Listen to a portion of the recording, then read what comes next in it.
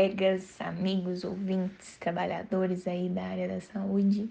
O meu nome é Kione Miranda, eu sou especialista em gestão de saúde e administração hospitalar e vamos dar continuidade ao tema inovação e tecnologia em saúde, que foi o tema do nosso último podcast e acabou gerando aí algumas perguntas dos nossos ouvintes. Nós recebemos aqui algumas perguntas e selecionamos 3 dessas perguntas recebidas para conversarmos hoje um pouco, refletirmos hoje um pouco. Uma das perguntas enviadas, a pessoa pediu uma reflexão sobre o panorama atual do mercado de saúde no Brasil, considerando os desafios enfrentados nos últimos anos. Então, quando me falam assim dos últimos anos, eu só consigo pensar da pandemia para cá. Parece que na minha cabeça houve um corte, né? Pré e pós-pandemia. E eu acho que na cabeça de muitos de nós, assim. E o setor de saúde, não diferente dos outros setores que envolvem a economia no Brasil, enfrentou uma série de desafios. Desafios já antigos que a gente já conhecia, como o má financiamento do SUS, a má gestão, um sistema regulatório também bem fragilizado, enfim. Então, durante a pandemia, o que nós podemos perceber e avaliar é que esses desafios já existentes, eles ficaram mais notórios, assim, e saíram em mais meios de notícia e, enfim. Houve uma crise de abastecimento, nós vimos aí que a cadeia de suprimentos em saúde, para abastecer em relação a equipamentos de proteção individual, máscara, luvas, etc., houve um aumento, né? As pessoas estavam cobrando cerca de 5, 7 reais, 10 reais uma máscara, e isso causou uma crise de abastecimento, uma crise tanto de EPI quanto para medicamentos, etc., uma dificuldade de acesso a essas coisas no país. E o panorama, ele, na minha cabeça, ele vem de enxergar de uma maneira mais clara desafios que já eram crônicos e que ficaram mais visíveis diante da pandemia, mas também, como toda crise, mostrou-se alguns avanços significativos, que é o que nós podemos linkar aí com o avanço da tecnologia, inovação e da saúde digital como um todo. Acho que a minha percepção é essa, um panorama de uma série de desafios, mas também avanços significativos, tendendo aí a nos mostrar um caminho a seguir, né? Toda crise, todo movimento que nos tira de alguma rotina, ele nos direciona a um caminho de melhoria. E aí as soluções mais previstas e diante aos desafios encontrados é que os gestores, eles, tanto nas esferas municipais, estaduais e federais e saúde suplementar, que vem aí também sofrendo com os desafios e avançando em tecnologia, é a alocação adequada dos recursos. A gente precisa trabalhar melhor a eficiência. E quando eu falo de recursos, não é só recurso financeiro, é mão de obra, é infraestrutura predial, é infraestrutura tecnológica. E precisamos pensar agora, mais do que nunca, em como reduzir as desigualdades regionais e sociais, porque, obviamente, dentro da geografia do país, a gente consegue já enxergar em estudos algumas regiões mais afetadas pelo desabastecimento, algumas regiões mais afetadas pela falta de tecnologia, de equipamentos chegarem lá para poder prestar o cuidado. Então, a gente precisa pensar na redução dessa desigualdade social e aí melhorando as políticas públicas e sociais provenientes aí dos ministérios, enfim. Aprimoramento na eficiência e qualidade do serviço, bem como o fortalecimento da governança e transparência. Esse foi um item que eu quis destacar aqui para que possamos pensar nas estratégias de gestão como compliance, que veio muito forte no período de pandemia, né, algo que os serviços de saúde não trabalhavam com tanta força assim. Então, as estratégias de implantação de comitê de ética e integridade, e aí entender como o dinheiro ele é distribuído, né, tanto para as políticas públicas quanto a retroalimentação da saúde suplementar para o SUS e, enfim, aplicar esses controles provenientes, por exemplo, do compliance, diminui aí a corrupção e a perda de dinheiro na saúde e a gente consegue trabalhar uma transparência maior. Então, acho que de uns anos que eu sinto para cá, de uns 3 anos para cá, a busca por essa transparência tende a facilitar a adequação do uso dos recursos que estão disponíveis aqui no Brasil.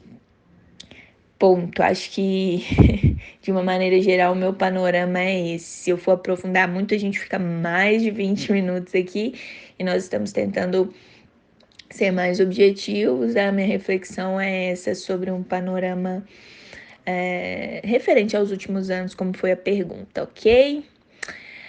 Tem mais um dado importante que, quando a gente pensa em insights sobre esse panorama dos últimos anos na saúde, é um dado que eu gostaria de trazer para vocês, que lendo aí um site que é o Saúde Business, eu vi essa informação e depois validei ela em sites de análise de informações da Agência Nacional de Saúde Suplementar e identifiquei que mais de 500 mil atendimentos de beneficiários do Sistema Único de Saúde foram notificados às operadoras no ano de 2022.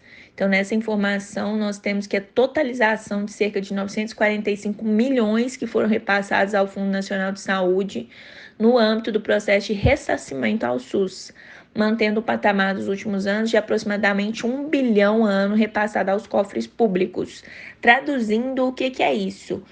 Foram indivíduos que possuem planos de saúde, mas foram atendidos no SUS. E aí o SUS coleta essa informação, notifica as operadoras e essas operadoras elas repassam esse dinheiro ao Fundo Nacional de Saúde.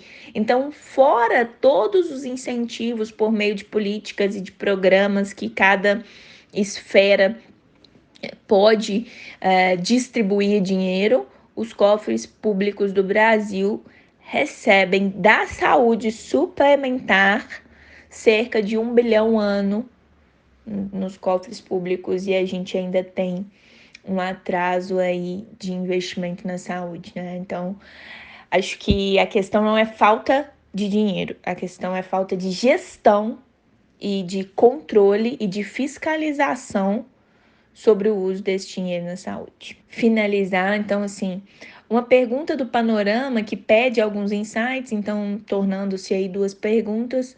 A terceira pergunta é como a tecnologia tem desempenhado um papel fundamental na transformação do setor de saúde. E aí a pessoa pede especialmente para focar em telemedicina e inteligência artificial. Pois bem, então a gente precisa entender algumas diferenças assim que são necessárias para os profissionais e as pessoas que estão nos ouvindo aqui.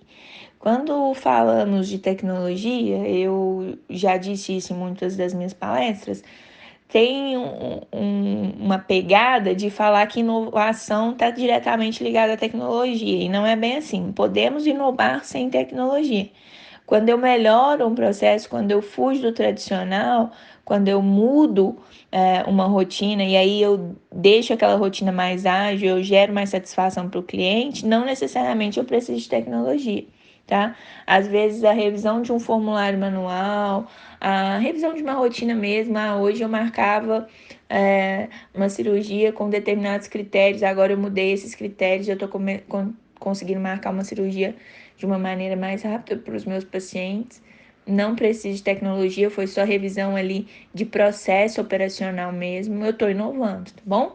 Então, nem sempre é necessário tecnologia para inovar. É lógico que no caminho, se eu tenho acessível a tecnologia, eu facilito aí os resultados esperados, o desempenho fica melhorado referente às ações em saúde. Tá, beleza. Diferenciamos tecnologia de inovação, vimos que elas podem se complementar em determinados momentos, mas a gente tem um outro termo aí, que é o termo inteligência artificial, né? Então, o que dentro da inteligência artificial, na tecnologia, nós vamos ter um conjunto de recursos modernos desenvolvidos aí, tem a Política Nacional de Gestão de Tecnologias e Serviços de Saúde lá de 2010 aqui, tem a Política Nacional de 2009 que fala de tecnologia e inovação, então já se falava isso e já tem regras definidas no Brasil para isso, mas buscando entender a inovação no mundo, o que é essa inteligência artificial, né? Então a gente pode dividir a inteligência artificial como a inteligência clássica, que já existia antes dos algoritmos bem desenvolvidos a partir de 2016.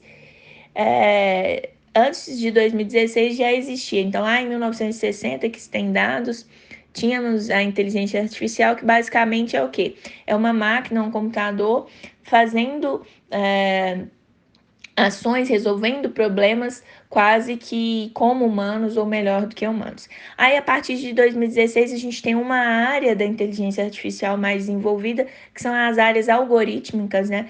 O que acontece antes de 2016? Antes de 2016, a inteligência artificial, ela dependia muito dos inputs humanos para a criação ali dos códigos, e depois de 2016, com o machine learning, né, o aprendizado de máquina, a gente começa a fazer com que a máquina ela aprenda por si só. Então, tem alguns inputs humanos, claro, mas eu disponibilizo para a máquina 1 milhão de informações referentes a um dado assunto e ela vai aprendendo por si só a dar as soluções desses problemas aí. Então, a partir de 2016, que foi assim divulgado o machine learning para a população, e esse aprendizado de máquina ele foi melhorado. E aí a gente tem uma inteligência artificial que são as máquinas aprendendo a nos oferecer soluções. Então, e lógico, nós vamos validar ou não as soluções apresentadas por essa máquina. Então, isso é inteligência artificial. O que a inteligência artificial faz? Ela torna mais acessível a questão dos serviços de saúde para o cliente, né? Então, se falando de telemedicina, que foi uma das perguntas aqui dos nossos ouvintes, então já se fazia telemedicina muito antes da pandemia, só que a coisa foi sendo mais útil e aí as pessoas mais tradicionais foram se adaptando a usar a telemedicina, que é nada mais é que o quê? Oferecer informações, né, que vão potencializar a melhoria do cuidado da saúde de pessoas que não, às vezes não teriam esse acesso facilitado. Então, eu posso tanto oferecer consultas por videoconferências, etc., ou quanto eu sou uma médica e posso pedir um colega especialista para me dar uma orientação, e aí eu consigo também potencializar a qualidade do serviço que eu estou oferecendo.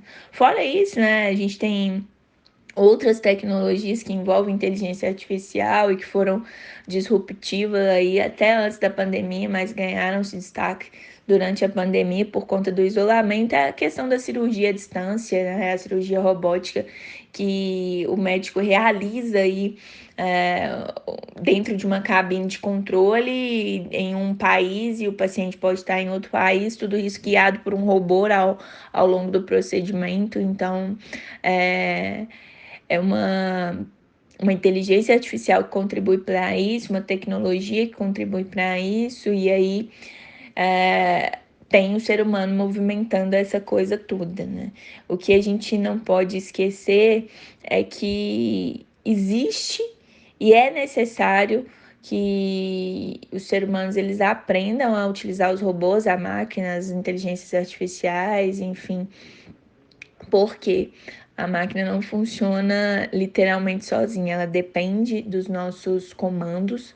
A inteligência artificial ela depende dos nossos comandos e tudo que hoje ela gera, por exemplo, o ChatGPT que consegue fazer uma comunicação com o ser humano, ele tem acesso a um banco de dados gigantesco e aí por machine learning, que são algoritmos bem desenvolvidos, a máquina consegue fazer uma interação que está sendo considerada qualificada, né? Mas a gente precisa lembrar também que o machine learning desenvolvido pelo chat GPT, ele tem até um nome, se eu não me engano é Transformers, que foi essa questão de interação direto com os humanos. Esse algoritmo, ele já estava sendo testado há um tempo e aí agora em 2023 ele foi liberado pela população e ele está em teste, né? Então é um algoritmo que pode sim facilitar na área da saúde. A gente já apareceu casos na mídia aí de que o algoritmo, né, que o ChatGPT,